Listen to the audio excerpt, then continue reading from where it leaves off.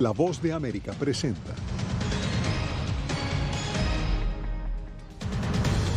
Renuncia el representante de Estados Unidos para Haití en protesta por deportación masiva de haitianos.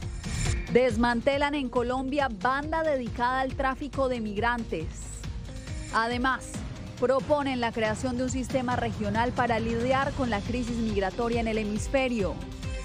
Gobierno y oposición de Venezuela retoman en México la tercera ronda de diálogos.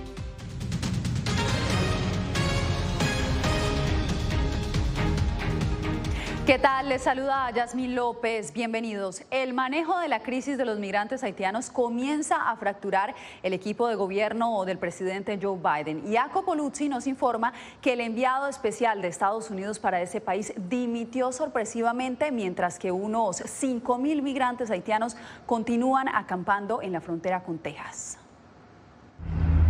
Una contundente carta de renuncia recibió el secretario de Estado Antony Blinken. El remitente, Daniel Foote, enviado especial para Haití desde julio, pocas semanas después de que el presidente Jovenel Moïse fuera asesinado. En la carta, el diplomático protesta en duros términos las deportaciones de haitianos a un país que dijo ha sido sacudido este verano por un terremoto mortal y agitación política. No estaré vinculado a la decisión inhumana y contraproducente de Estados Unidos de deportar a miles de refugiados haitianos e inmigrantes ilegales a Haití. El enviado escribió que la política estadounidense hacia Haití sigue siendo profundamente defectuosa y que sus recomendaciones fueron ignoradas y descartadas. Sin embargo, el Departamento de Estado acusó a Foote de caracterizar erróneamente las circunstancias de su dimisión. Se determinó que algunas de esas propuestas eran perjudiciales para nuestro compromiso con la promoción de la democracia en Haití y fueron rechazadas durante el proceso de formulación de políticas. Que él diga que sus propuestas fueron ignoradas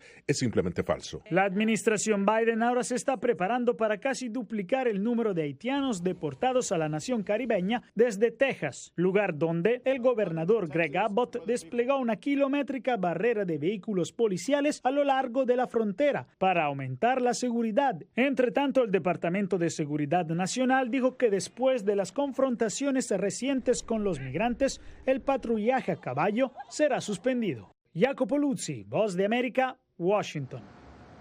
Y justamente en Reynosa, México, la comunidad migrante sigue creciendo y mientras más haitianos atraviesan ese país en busca de llegar a Estados Unidos, los albergues no dan abasto. Víctor Hugo Castillo se desplazó a esa zona para constatar la situación.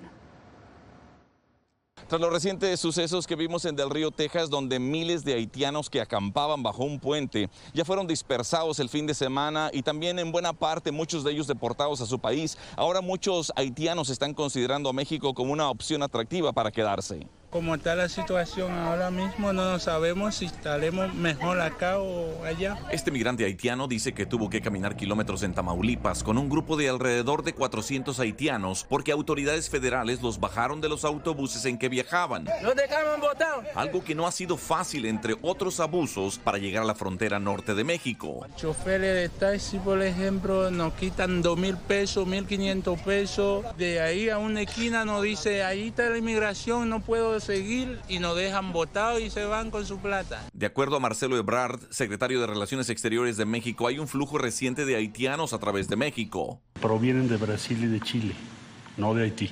Tienen condición de refugiados en esos países. Ebrard explicó que la travesía por México se debe a la confusión generada por un anuncio del 3 de agosto cuando Estados Unidos amplió los términos de tiempo para el estatus de protección temporal a varios países, incluyendo Haití. Que tiene que ver con personas de origen haitiano que viven en Estados Unidos, que están haciendo trámites migratorios. Y agrega que requiere una conversación regional porque los están engañando. Pero los dirigentes de estos conglomerados de refugiados en Brasil y Chile les dijeron aquí en los Estados Unidos rápido para que a ustedes les den también el beneficio de esta disposición. Mientras tanto, hay 700 haitianos en Reynosa que ahora están considerando quedarse en México en lugar de arriesgarse a cruzar la frontera con la posibilidad de ser deportados a su país. Sacrificamos muchas cosas, hasta nuestro niño, para llegar hasta acá. Entonces ellos son los que tienen que tomar conciencia de todas estas cosas. A ver si nos dé otra oportunidad. Víctor Castillo, Voz de América, Reynosa, México. Ahora vamos a Colombia, donde las autoridades desmantelaron una organización delincuencial dedicada al tráfico de personas, principalmente haitianos. 10 de los llamados coyotes fueron detenidos. Yair Díaz con los pormenores. Las autoridades acusan a esta organización criminal de ingresar migrantes de forma irregular por el sur del territorio colombiano y trasladarlos hasta los municipios fronterizos con Panamá. Presuntamente ingresaba extranjeros desde Ecuador hacia Ipiales en el departamento de Nariño y después los movilizaba hacia Cali o Medellín para llevarlos a Turbo y Necoclí. La policía identificó la ruta que utilizaban para traficar con migrantes, a quienes encerraban en hoteles o casas de acopio en contra de su voluntad, quitándole los pasaportes. Tenían una estructura de delincuentes que utilizaban hoteles a través de los administradores o los dueños. Tenían individuos que ayudaban a falsificar la documentación. Según la Fiscalía de Colombia, esta organización se caracterizaba por haber incursionado en el paso masivo de migrantes de varias nacionalidades, en su mayoría haitianos. Atravesaban la selva del Tapón de Darién hasta Panamá, donde presuntamente eran recibidos por los llamados coyotes, quienes coordinaban el paso por el resto de países de Centroamérica hasta llegar a los Estados Unidos. Además, la información detalló que un centenar de migrantes ingresaron a Colombia desde el Ecuador y buscaban una salida por el Golfo de Urabá.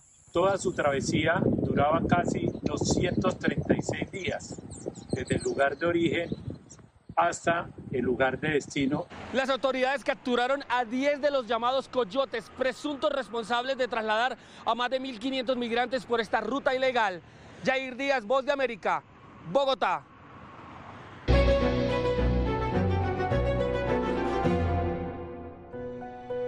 Nos trasladamos a Nueva York, donde justamente a esta hora se discute al margen de la Asamblea General la creación de un mecanismo regional para enfrentar el gran reto que representa la migración en el hemisferio. En nuestra cobertura de equipo hoy nos acompaña nuestro enviado especial Jorge Agobián y nuestra corresponsal Laura Sepúlveda. Comenzamos contigo, Jorge. ¿De qué se trata la propuesta y quiénes la discuten? Yasmín, se trata de avanzar en combatir las causas fundamentales de la migración irregular desde Centroamérica. La discuten los cancilleres de El Salvador, Guatemala, Honduras, México y el secretario de Estado de Estados Unidos, Anthony Blinken. Esto se trata también de llevar adelante lo que es una de las prioridades de Estados Unidos en materia de política exterior hacia la región. Avanzar en el combate a las causas de la migración desde el Triángulo Norte de Centroamérica. El canciller mexicano nos adelantó que buscarán en este encuentro tener responsabilidades conjuntas. Escuchemos lo que nos dijo aquí en Naciones Unidas. Canciller, sobre lo que se va a hablar hoy en esta reunión con el secretario Blinken, ¿qué lleva a la mesa México y sobre todo las preocupaciones sobre lo que está ocurriendo en la frontera de Estados Unidos? Un sistema regional, queremos armar un sistema regional de corresponsabilidades y que podamos atender las causas de fondo, que podamos manejarlo en conjunto de mejor manera. Las causas de fondo son la pobreza, la inseguridad, que lo podamos manejar regionalmente. Un solo país no lo va a poder resolver. Al mismo tiempo, aquí en Naciones Unidas, el día de hoy se llevó a cabo una asamblea, un evento en el que se habló en el marco de esta asamblea sobre la inseguridad alimentaria y la crisis de hambre en el mundo, sobre todo luego de la inequidad que dejó la pandemia. Los detalles a continuación. Durante la cumbre de sistemas alimentarios de Naciones Unidas, Estados Unidos anunció la inversión de $10.000 millones en iniciativas multianuales para fortalecer la seguridad alimentaria y la nutrición, así como acelerar la mitigación y adaptación al cambio climático y expandir los sistemas alimentarios inclusivos, especialmente para los más vulnerables. Una nueva estrategia Alimentar el Futuro tiene como objetivo contribuir a una reducción del 20% de la pobreza y el retraso en el crecimiento de los países objetivo durante los próximos 5 años. La funcionaria advirtió, sin embargo, que más naciones deben apoyar la iniciativa, porque ningún país de manera aislada podrá detener el hambre en el mundo. Necesitamos el apoyo de fundaciones, científicos expertos en alimentación, de donantes y agencias de desarrollo, la empresa privada y los países socios, no solo para alimentar el futuro, sino para construir un futuro donde el hambre sea un recuerdo a distancia. Los participantes de la cumbre, celebrada en el marco de la Asamblea General de las Naciones Unidas, También hicieron un llamado para empoderar la participación de los jóvenes en la búsqueda de soluciones al fenómeno del hambre. Esta es la década de acción de la ONU y esta es la cumbre en la que todos cuentan con ustedes, en particular los jóvenes, para ofrecer un capítulo positivo en la construcción de la historia colectiva. En el mismo escenario, el secretario general de la ONU, Antonio Guterres, pidió mejorar el apoyo de los trabajadores del campo, a quienes llamó héroes olvidados, pues a pesar de bloqueos y limitaciones de transporte, mantuvieron el funcionamiento durante los últimos 18 meses de pandemia.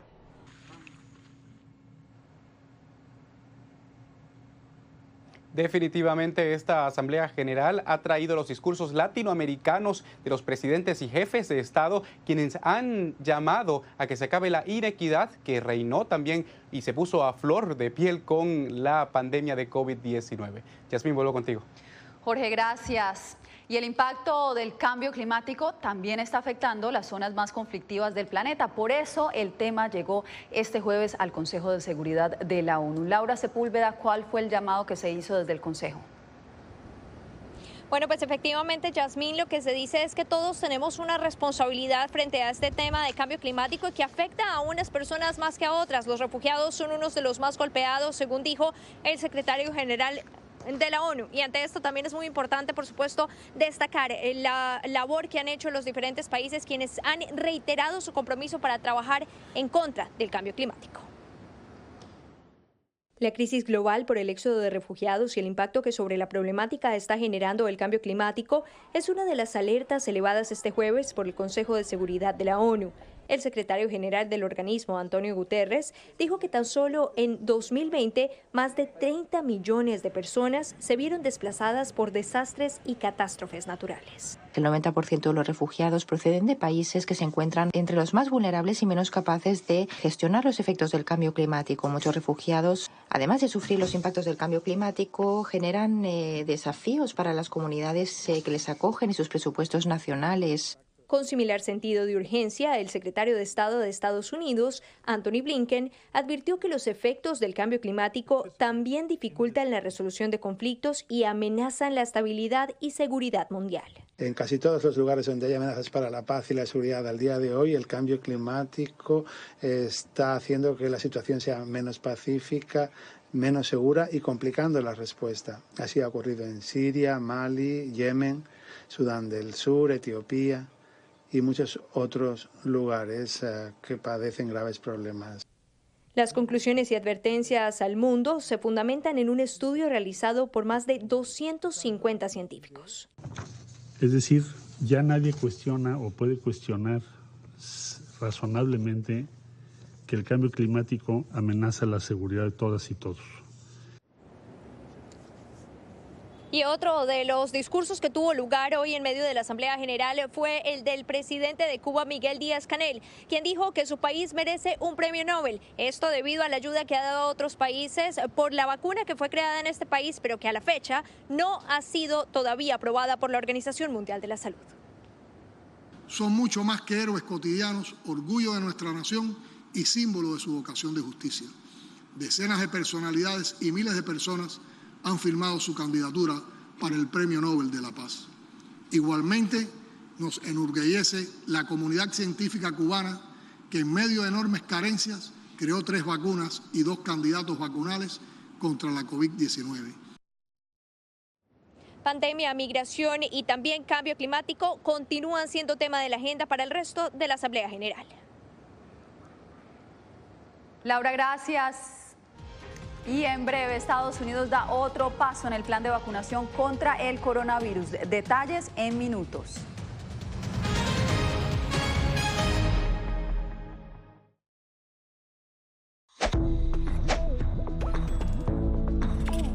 La Organización Mundial de la Salud asegura que las mascarillas son esenciales para eliminar la transmisión del nuevo coronavirus y salvar vidas. Por ello, recomienda su uso cuando se está en lugares concurridos, donde no se pueda mantener el distanciamiento social y en lugares con poca ventilación. Cuando se habla de mascarillas para protegerse del COVID-19, se refieren generalmente a la mascarilla quirúrgica, el respirador N95 o las de tela. Las mascarillas quirúrgicas planas, rectangulares y desechables protegen al portador de gotas de partículas grandes del virus e impiden que los enfermos la esparzan cuando tosen o estornudan. Los expertos advierten que solo deben ser usadas una vez. El respirador N95 de forma oval y más ajustado a la cara tiene una válvula de exhalación que ayuda con la humedad y el calor cuando respiramos. Además de filtrar partículas grandes, puede impedir que pase el 95% de las partículas pequeñas de virus y bacterias. Ante la escasez, muchos han recurrido a hacer sus propias mascarillas y en efecto los expertos confirman que estas mascarillas caseras pueden ser efectivas. Las mascarillas nos pueden servir como una barrera aislante para las secreciones, pero tener mucho cuidado porque hemos visto gente que usa la mascarilla, pero al acomodarse la mascarilla se está tocando la cara. Y eso es justamente lo que queremos evitar, es que la gente se esté tocando la cara en estos momentos, porque cuando uno está en lugares públicos puedes estar pasando la mano por una superficie que ha sido tocada por otras personas y que puede estar contaminada y luego sin querer te puedes llevar la mano a la cara. Para más información visita nuestra página web y síguenos a través de las redes sociales bajo @Voz de América.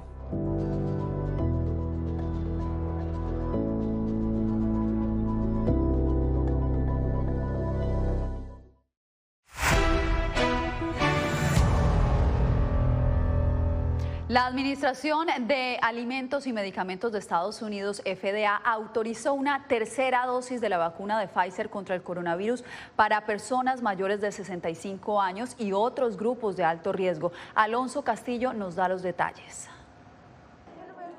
La Administración de Alimentos y Medicamentos de Estados Unidos, FDA, autorizó la tercera dosis de refuerzo de la vacuna Pfizer para 3 grupos. Personas de 65 años o más, los que tienen un alto riesgo de desarrollar COVID-19 severo y los trabajadores en áreas que los expongan a la infección, le dijo a La Voz de América LJ Tan, director de estrategia en la organización Immunize.org. La vacuna deberá recibirla al menos 6 meses después de la segunda dosis. Entre los autorizados estarán trabajadores en el campo médico, profesores, personas que trabajan en las cárceles, en los supermercados o refugios para desamparados. Datos de los Centros para el Control y la Prevención de Enfermedades indican que alrededor de 22 millones de personas recibieron la segunda dosis de Pfizer hace más de 6 meses y cerca de la mitad tiene 65 años o más. Tomaron datos de Estados Unidos, incluidos los CDC, Reino Unido e Israel, y analizaron los datos de seguridad y respuesta inmune sobre la eficacia de las vacunas durante un periodo prolongado de tiempo. El experto aseguró que la vacuna brinda una protección robusta. Sin embargo, estudios demuestran que la inmunidad disminuye con el paso del tiempo. Y mientras en Estados Unidos se discuten los refuerzos, la Organización Mundial de la Salud se ha opuesto a que se administre una tercera dosis, ya que han enfatizado en el gran número de personas alrededor del mundo que no han recibido la primera vacuna. Necesitamos hacer que las vacunas sean lo más económicas posibles o casi gratuitas para los pacientes y debemos asegurarnos de que haya personas que puedan vacunarlas. Alonso Castillo, Voz de América, Miami.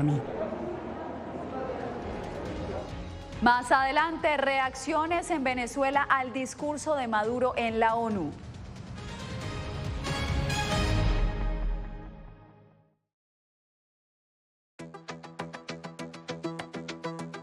En momentos de crisis políticas y sociales, algunos gobiernos autoritarios recurren al bloqueo del acceso a Internet como herramienta para detener la información que entra o sale de su país. No obstante, existen algunas alternativas que te ayudarán a continuar conectado a la red a pesar de la censura oficial. Una de las más efectivas es el VPN o red virtual privada por sus siglas en inglés. La VPN pretende simular que la persona está en otro lugar del mundo y no en el país que esté restringiendo el acceso a Internet, de manera que es incapaz de detectar esa conexión interna y así se puede utilizar Internet con normalidad. Las ofertas de VPN en el mercado son muchas y las puedes buscar escribiendo las iniciales VPN en los motores de búsqueda, pero es importante descargarla o adquirirla antes de perder la conexión al Internet. Aquí te ofrecemos algunas opciones.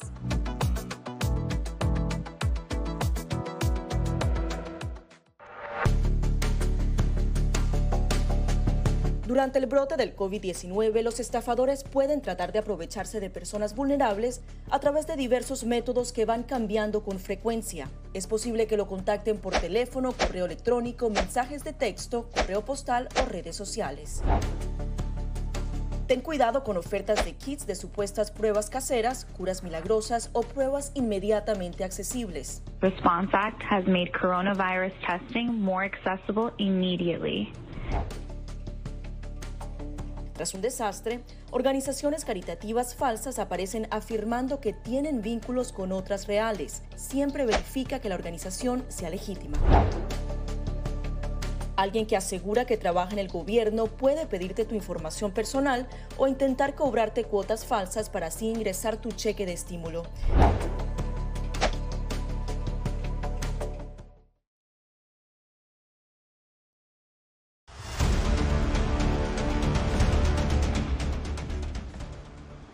Tras el discurso del presidente Nicolás Maduro ante Naciones Unidas, sus representantes se preparan para una tercera ronda de diálogos en México con la oposición. Nuestra enviada especial Celia Mendoza ya se encuentra en Ciudad de México con todos los detalles. Celia, ¿cuáles son las expectativas de esta nueva jornada? Yasmín, de acuerdo a las fuentes cercanas a los miembros del equipo negociador de Noruega, se espera que puedan llegar a acuerdos parciales como sucedió en la ronda anterior, y esto podría significar que tendrían un receso mucho más amplio que el que se vio entre la segunda y tercera ronda de diálogos. Analizar el sistema judicial y determinar los activos que podrían destinarse a apoyar los esfuerzos de la Mesa Nacional de Protección Social para los venezolanos serán una prioridad en la agenda de los miembros de la Plataforma Unitaria de Venezuela y los representantes de Nicolás Maduro, proceso que se llevará a cabo en la Ciudad de México del 24 al 27 de septiembre bajo la mirada vigilante de la comunidad internacional. Se necesita avanzar hacia la celebración de unas elecciones presidenciales, legislativas, con garantías y otras muchas cosas más que el país necesita para ir construyendo un gran acuerdo nacional. Josep Borrell, alto representante de la diplomacia europea, explicó a La Voz de América que la eliminación de sanciones vigentes contra el gobierno de Nicolás Maduro podría ocurrir solamente de alcanzarse un acuerdo. Las sanciones son un instrumento alternativo a la falta de diálogo. Si el diálogo fructifica, las sanciones no serán necesarias. Mientras Estados Unidos y Europa mantienen una variedad de medidas punitivas contra el gobierno de Maduro, Turquía es uno de los países amigos que acompañan el proceso de diálogo. Apoyamos y somos parte de esto dentro del grupo de amigos. Apoyamos y estamos comprometidos con la oposición también, ambas partes. Entonces, espero que los logros conduzcan a la estabilidad y la paz en el país.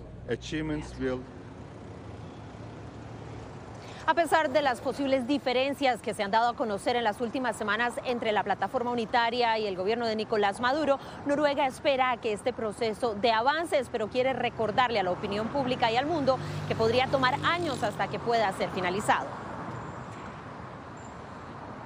Celia, gracias. Y a propósito de Venezuela, la reciente intervención de Maduro ante la Organización de Naciones Unidas ha generado reacciones en el país andino. Álvaro Algarra con el informe desde Caracas. Tras su comparecencia ante la Asamblea General de la ONU, mediante un video pregrabado en la que el presidente de Venezuela, Nicolás Maduro, exigió a Estados Unidos y a la Unión Europea que retiren todas las sanciones económicas contra su país, el internacionalista Oscar Arnal criticó que el mandatario se presentara como si fuese una víctima. Bueno, un discurso plagado de la retórica cubana, ¿no? De las sanciones, sobre el bloqueo, sobre, digamos, él es la víctima. El profesor universitario opinó que ese mensaje le permitió a Maduro ocultar en ese escenario internacional los errores que ha cometido durante su administración. Cosa que es totalmente falsa. La gente sabe en Venezuela que la crisis, digamos, ya estaba profundamente arraigada antes inclusive de las sanciones norteamericanas. Entre tanto, desde el Palacio de Justicia en Caracas, diversos gremios de la sociedad criticaron que se le dé voz en ese escenario a alguien señalado de violar derechos humanos. Esto nosotros por supuesto lo rechazamos. Nicolás Maduro tiene sometido al pueblo de Venezuela. Nicolás Maduro es el responsable de la crisis económica, de que haya quebrado además el país. En contraposición, funcionarios gubernamentales catalogaron el discurso como muy positivo y acorde al momento que atraviesa el país, y coincidieron en ratificar el compromiso de Venezuela con el organismo internacional. Álvaro Algarra, Voz de América. 280 viviendas para albergar a los damnificados por la erupción del volcán La Palma, anunció este jueves el gobierno de las Islas Canarias. El volcán permanece activo a pesar de haber ralentizado su velocidad. Las lenguas de lava ardiente siguen esparciéndose en dirección al mar y la más activa se mueve a 4 metros por hora. La erupción se inició el domingo, ha arrasado hasta el momento 166 hectáreas, 400 casas han desaparecido y miles de personas han sido desalojadas. Quédese porque en minutos las previsiones del Banco Central de Nicaragua para el 2021 cuando volvamos.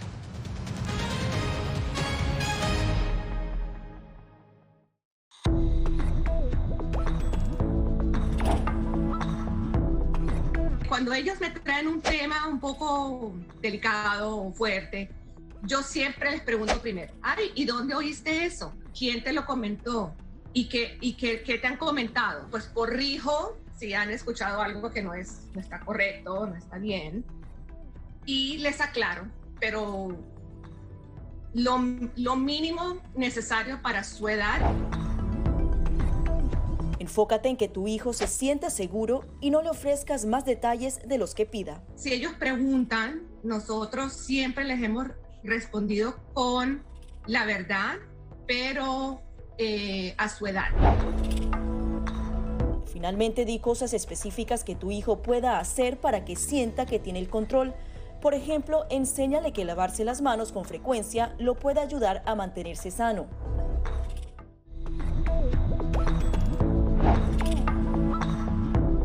No permitas que interactúe con personas o animales fuera de la casa. Si una persona de la casa se enferma, evita que tenga contacto con tu mascota. Designa a un miembro de la familia o un amigo para cuidar a tu mascota a corto o largo plazo en caso de que tú no puedas. Limpia sus patas una vez que regreses a casa, pero no uses productos tóxicos para ellos como toallitas desinfectantes. Usa champú para bebés y aceite de coco en sus patas si notas picazón o sequedad. Prepara un kit de emergencia que incluya un suministro de medicamentos por 30 días y al menos 2 semanas de alimentos y otros suministros. Asegúrate de que todas las mascotas lleven collares y etiquetas con información actualizada como nombre, número de teléfono y necesidades médicas urgentes.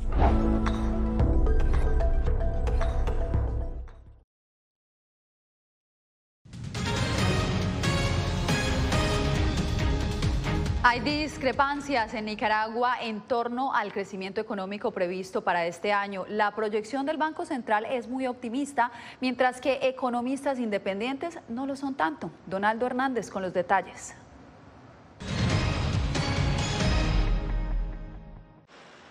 Luego de 3 años de contracción económica a partir de 2018, Nicaragua finalmente retomará la senda de crecimiento en 2021, según la máxima autoridad del Banco Central. Finalizaría la economía este año creciendo con un 7%. Sin embargo, el exdiputado y economista Enrique Sáenz cuestiona las proyecciones de crecimiento por considerar que otras estadísticas oficiales revelan que las condiciones de vida no han mejorado. Por ejemplo, más de 200.000 personas han perdido sus empleos en los últimos 3 años de crisis sociopolítica. Porque ni aumentan los salarios, aumenta el subempleo, aumenta la canasta básica y aumenta el desempleo. Otro economista, Marco Peña, coincide con el exdiputado Sáenz y se apega más a las estimaciones de organismos multilaterales como la CEPAL. Lo que sería realista y aceptable es que consigamos apenas un 2% o un 2.5% como lo prevé la Comisión Económica para América Latina y el Caribe.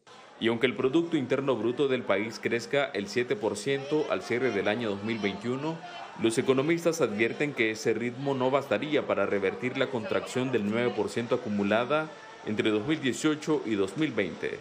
Donaldo Hernández, Voz de América, Managua.